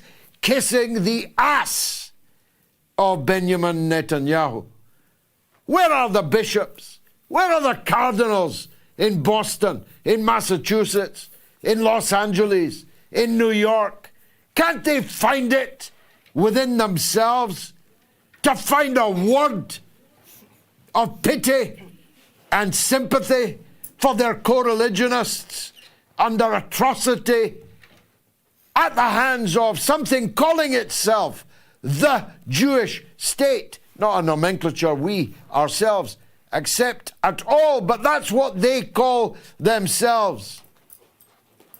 So the Jewish state can massacre Palestinians in the Holy Land, and not a single leader in Christendom, with the exception of the Holy Father himself, who's now in a wheelchair with increasing difficulty of speaking and even staying alive. But every night at 8 p.m., every night at 8 p.m. is on the phone to the Holy Family Church in the Gaza Strip to talk with the congregation, with the flock there. But he's the only one. And that might be one of the reasons why so many of the others seem to hate him. Gayatri and I met Pope Francis not that long ago, though it seems long ago. There's a lot of water, not to mention blood, flowed under the bridge since then. Gayatri's got the social media roundup. What's rattling, Gayatri? Blessed Palm Sunday to you and our Christian audience watching tonight. The Holy Week is upon us. Now, earlier this week we had lunch in Cambridge with His Excellency Father Yazid, who is a Palestinian, and he traveled to the north of Palestine. He's in Nazareth, I hope, yes, God willing. Yes, indeed. And we had a wonderful lunch with him, and we wish him all the blessings and all the safety, because nothing is safe still in Palestine. Not the ambulances, not the hospitals, not the UN establishments, not the journalists, and not the churches. So we were, of course, in Cambridge for this conference on the Ukraine war, which was most interesting. And you gave a very, very powerful speech there. Thank you. It's got big numbers, actually. I'm really surprised because it's a long speech. Yes, and we met some very fascinating people, some of whom we hope to bring onto the show. And of course, we learned this week that the UK sent an additional 450 million. Unbelievable, indeed. Our steel industry is closing. Our pensioners have only barely survived the winter. And not to forget the bin men strike in Birmingham, where we were today. We've just been in Birmingham, and we where witnessed for 1.5 million, you could settle the bin workers' strike, which has caused a mountain of garbage to be collected in Britain's second city, and which has spawned a new generation of super rats. And Labour's answer is to tax everyone a £26 rat tax to get rid of the rats caused by the dispute which their bankrupt authority has caused, whilst they're giving, what was the number you gave there? Well, at least 450, or is it 465? Another 465 to Ukraine. I mean, talk about throwing good money after bad. Well, our friend of the MOATS, journalist based in Moscow, Johnny Miller, he described it actually like a gambling addiction. Yeah. The UK is like a gambling addict. He keeps spending money on it, desperately hoping that he will win, when the naked eye can observe it's a losing war. So it's unbelievable. And actually in Odessa earlier today, they tried to demolish the Pushkin statue. Pushkin, of course, is a renowned, world-famous Russian poet. His literature is a mandatory read to everyone, really. Only a fool turns their face away from Pushkin. Exactly, yeah. And so they tried to demolish it. They put a noose around his neck, and they put a sign up saying "waiting for the bulldozers." But the good people of Odessa, they objected and they protested. This is a Russian city, by the way. It is. And the people of Odessa are Russian people. Well, Odessa is occupied. It's occupied by Ukrainian fascists and nationalists. The sooner it's liberated, the better, from my point of view. So I wanted to read this very, very wonderful email. We know that MOATS is a worldwide show with audiences from around the world. This is from Ishak Biha. He says, I'm an English teacher in Mauritania, West Africa. Wow. I watch a lot of your program and I like them a lot. Have just been watching today the tariff wars and would like to wish you a healthy and long life. Honest, fairness, loving, humanistic Europeans and people, defenders of justice are very much needed these days. That's After very all, nice good of you to values say. will remain It's very eternal. nice of him to say that, and not least because for the people of the global south and of the east, it must often look so different. It's so different. Because our rulers are so venal, their media so poisonous, and yet there are millions, hundreds of millions of good, decent people in Western countries that are doing anything and everything that they can to change course. So that recognition from Mauritania, from Africa, is particularly touching. Thank you very much for that. Exactly. And John Mayer, he sent a wonderful email. It's too long, but I just want to read an excerpt from it. George Galloway is endowed with the requisite faculties to step into the gladiatorial arena of debate, not with fists, but with words sharpened to scalpel-like precision. Then, rest assured, Mark Rutte's ideological scaffolding would be subject to the most rigorous dismantling his political soul has ever endured. He would not merely box his ears, he would orchestrate a symphony of semantic uppercuts, epistemological roundhouse kicks, and logic-laced haymakers that would leave his dogmas staggering, his platitudes breathless, and his talking point gasping for coherence like fish flung onto the deck of an Enlightenment galleon. Oh, how wonderful. It goes on, but it's beautiful. Despite your efforts to make sure I'm properly exercised, roundhouse kicks are now beyond me. But verbal uppercuts are still very much a part of my armory. I was once described as the finest political short sword fighter of the last 50 years, and they probably meant it as an insult, but for me, it was a very great compliment indeed. Anything else going? Well, finally, Len, on the poll tonight, was Team Trump's insider trading over tariffs? BR Political says, well, this belongs to the category is the Pope a Catholic? Do bears defecate in the woods? We are way past asking if Western leaders are corrupt. Your next poll should ask, can you name one Western leader who is not corrupt? Yeah. I'm afraid to say that is the melancholy truth and may account for the fact that fewer than 20,000 people voted in this poll, because it's kind of, So, is the Pope a Catholic? Speaking of which, Tommy in Glasgow, an old legend of ours, going back to my radio days, is on the line on Palestine. Go on yourself, Tommy. Assalamu alaikum wa rahmatullahi wa barakatuh, brother. Alhamdulillah, how you doing? I hope you're doing fine. By the grace I think of it was God, the first show. The first show I think I phoned you up on, so I'm always humbled when I hear you call me a legend. Now you call me an old legend, I certainly feel it. Sorry for not being on for a long time, but you know, your show's magnificent as always, and beautiful to see yourself and your good lady. Hopefully your family's all good, and many blessings to you. Alhamdulillah. On the day you were overseeing the Holy Papa last year, I was walking about the streets of Al-Quds, Masjid al-Aqsa, and that was a year ago, and I'm planning again. An interesting, well, there was a brother from Preston just walking down steps. He was carrying a pram, and I helped him down, and we both heard each other's accent. We both said, oh, you're a long way from home. So we're just outside the Masjid Qibla, the Dome of the Rock, right behind us. And then a brother, as I started speaking, he says, you know, it's funny, I recognise your voice. I smiled. I said, did you listen to George Galloway, MOATS? He said, I do. I said, you probably heard me on there.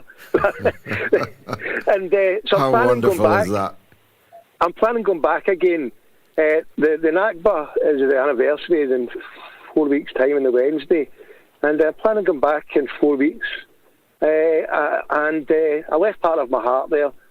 And I want to go back, not to reclaim it, but to leave another part of my heart. You know, like everybody else has got a sentient heart that beats, and they love the, you know, it's been broken completely by what's happened in Palestine. and I've always asked myself, what can we do? The Muslim Ummah has really failed the Palestinian Brotherhood and sisters there. To see them being slaughtered on a daily basis is disgusting. And so I kept saying to the brothers, when I was there, I love you.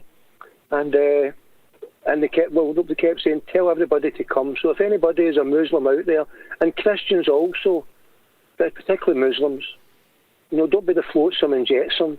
Go over to Palestine. They're asking for you to go to Masjid al-Aqsa. They say it's not just for Palestine, it's the whole Ummah.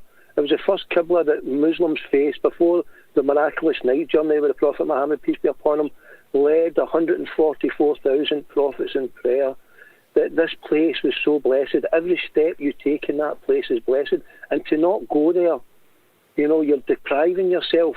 And my intention, God willing, is to go there, and on the Nakba day I'll be there. And I want to go to different places that I never managed to get to. I just stayed in Al-Quds the last time, but I want to go to places in the West Bank. But God willing, inshallah, I want to go to the doors of Gaza. And I want to say, let me in. And they might call my bluff and say, there you go. But if they don't, I just want to say to that Zionist pig Nazi standing there who deprives me of going there, you people are the most despised, hated Nazi pigs in the universe since day one for what you have done to these people. Tell it to an oppressor. So, and you, George, your sword has been strong for Palestinians for decades. And keep it going and keep the fight going, because without your show, what you have done to illuminate people's lives, the university, the airwaves, to give people a hope. Forget the mainstream media, it's gone, it's past. Just to have an outlet for good people to say, we love Palestine and Viva Palestine, and F the pigs, the Zionist one. Sorry for the language, I know this was there, but God bless you, brother, and all praise to your show. Alhamdulillah, Rabbil Alameen. Jazakallah, George. Take care, God bless. Well, I'm almost speechless and greatly touched by what you say, and that two men on the steps of Al-Aqsa were both viewers of the mother of all talk shows is astonishing news and greatly heartening. Thank you for your inspiration. You called the very first ever radio mother of all talk shows and became a legend then and are now. The plea that you make for people to visit Palestine if they can, I cannot, is a good one. And I took myself the very first ever delegation of Scottish Muslims to pray in Al-Aqsa on the night of Laylat al-Qadr during Ramadan more than 30 years ago. And so I have long advocated that. Many people imagined that I would be against it, but I'm not. I think the Palestinian people need the human contact of people who love them, and not just Muslims, as you say. 50,000 applications were made by Palestinian Christians to be allowed into Jerusalem for the parade on Palm Sunday today, to be allowed to carry their palm leaves into the city. Only 600 were allowed to do so. That's the level of religious repression, not just against the Muslims, imagine what that's like, but against the Christians, who must at least have hoped to have some support from the church around the world and those politicians who claim to be adherents of that church. So a remarkable story that you tell. Please stay safe.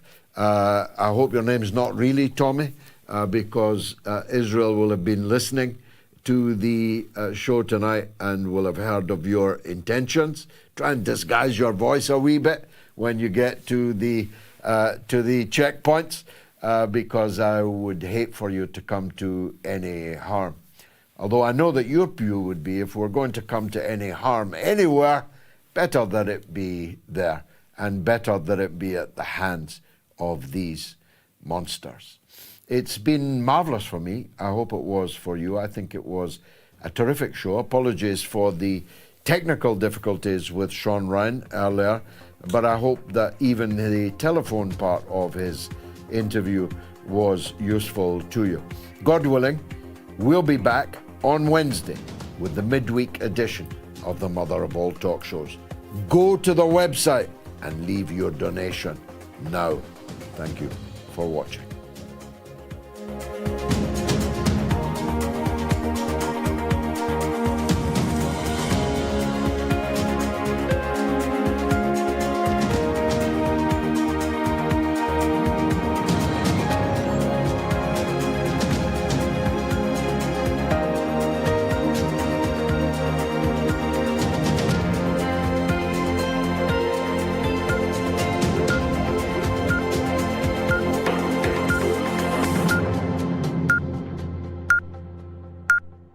It's the mother of all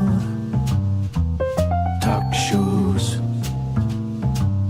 It's the mother of all talk shows. It's the mother of all talk shows. Go get 'em, George.